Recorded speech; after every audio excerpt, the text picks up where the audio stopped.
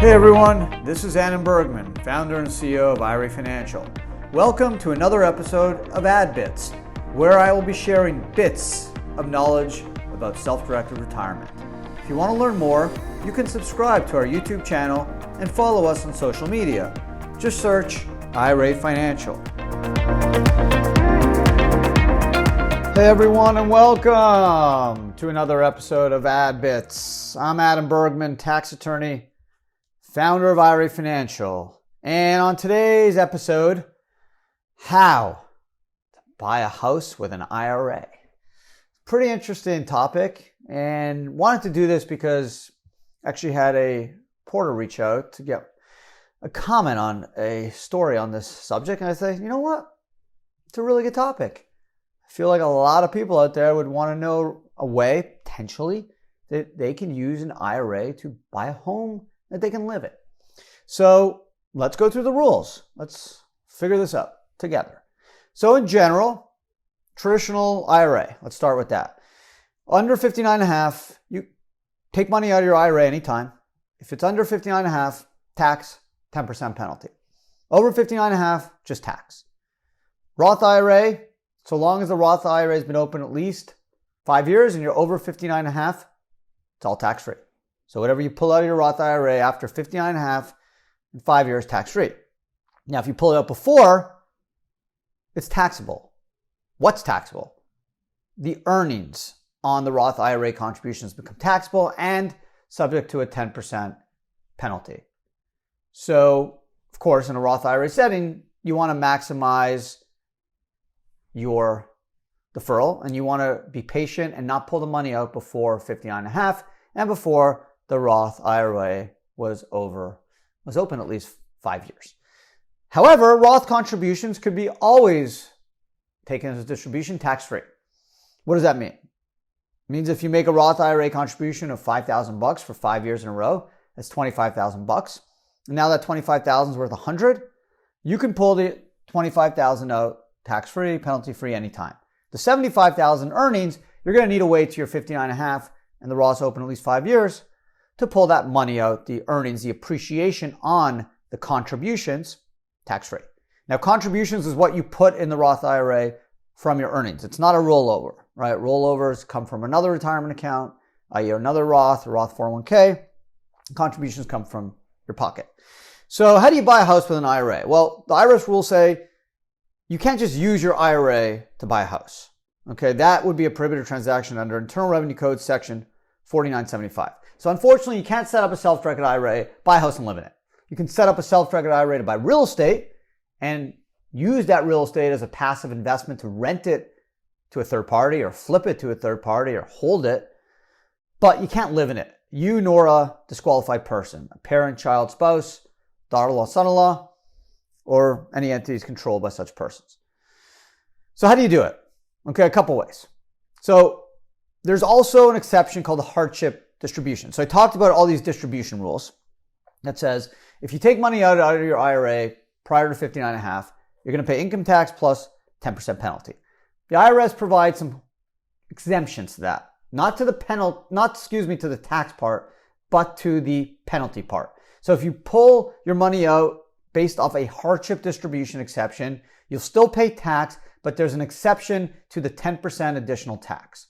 So let's talk about some exemptions, like education, qualified higher education expense.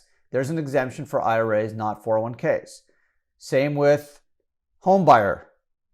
Qualified first-time home buyers up to $10,000 can pull money out of their IRA before 59.5 without a 10% penalty. Still need to pay tax, but no 10% penalty. So that is probably the best option. If you need about $10,000 for a down payment and you're under 59.5, you can pull the money out up to $10K, pay tax, but no 10% penalty. Okay, so that is a home buyer first time home buyer exemption up to $10K. I wish that would go up higher. It seems like that $10K has been the number for many, many years. It should be 15 or 20 because the idea is if you're buying a home, it's a long-term investment. So it's probably akin to a retirement account. But anyways, the number's stuck at 10K. But that 10K helps, right? If you're buying a home for a few $100,000 and you need to put 10% down or 20K, getting 10K from your IRA without penalty helps, right? You kind of are able to gather money from other sources and then make that down payment. That helps. So that's probably your best exemption. The other trick a lot of people do is they start doing Roth IRA contributions at a young age, like when you start working in your 20s. And let's say you want to buy a house when you're 32, 33. You start contributions when, let's say, you're 23. If you put in $4,000 a year for 10 years, now you have $40,000. Let's say you're $40,000 based off 6-7% rate of return is maybe worth in 10 years, maybe it's worth $90,000. And now you can pull away the 40 without tax or penalty and use that as a down payment. And then your money, the appreciation on that 40, let's say the 50 in my example, still is in the Roth IRA, it stays there, and it continues to grow tax-free. So you have now the best of both worlds. You have that deposit that you can use. You don't even have to use a hardship, right? It's a Roth, you can just pull it out.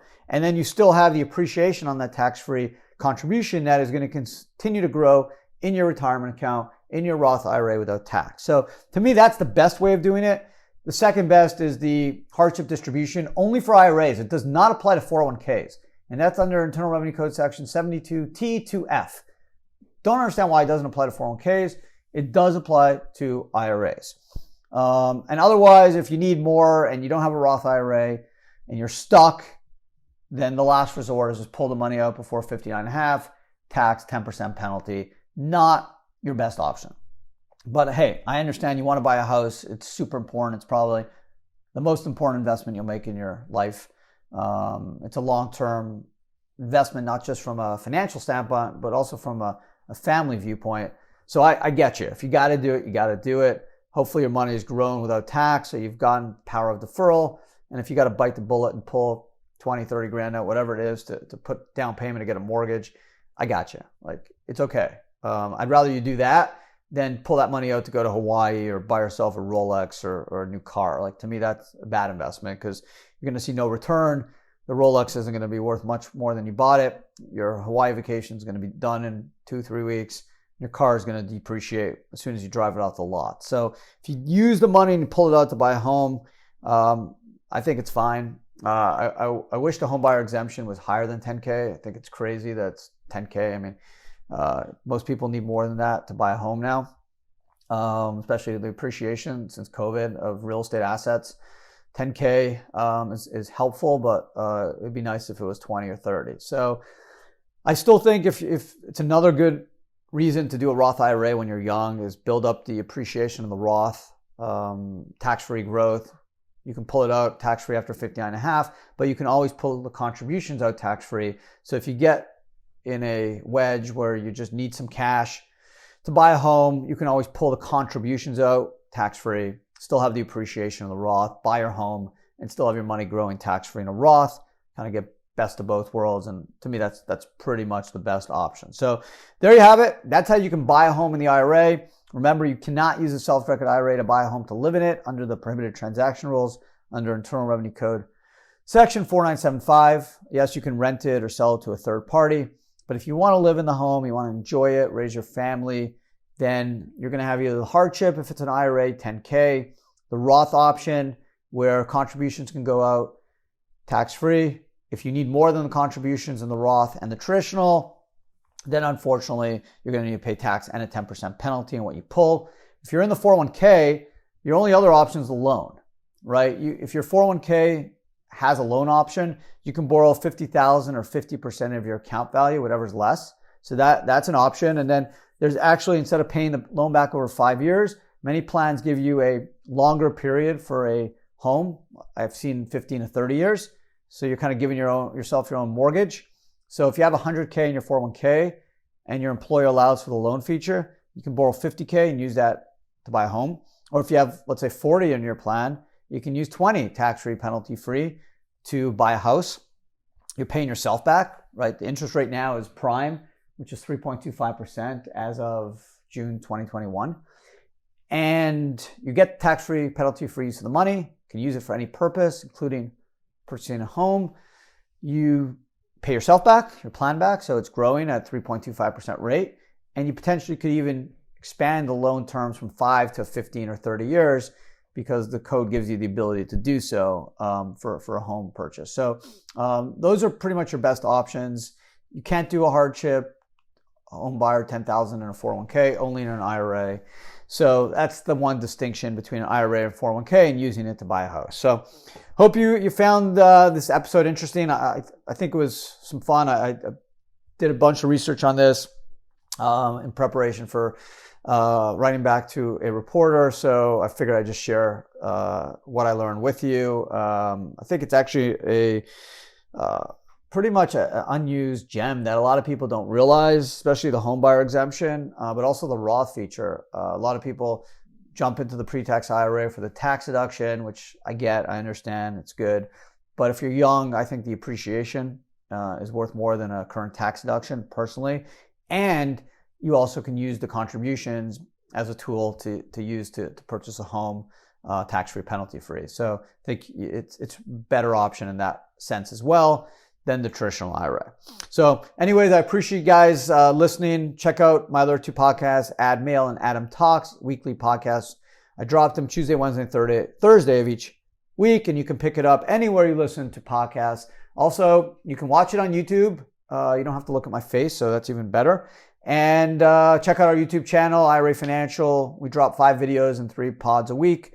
And hopefully you'll learn a little bit more and become a better retirement investor and hopefully a wealthier individual when you retire. So there you have it. I hope everything's great. I hope you have a great week and talk to everyone again next week.